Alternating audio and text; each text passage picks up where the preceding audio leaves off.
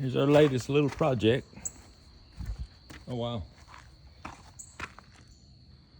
This thing is terrifying.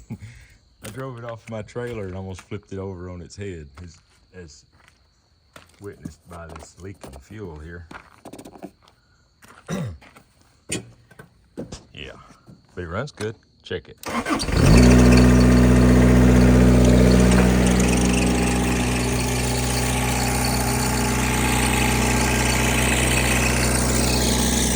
A couple relays and a fuel pump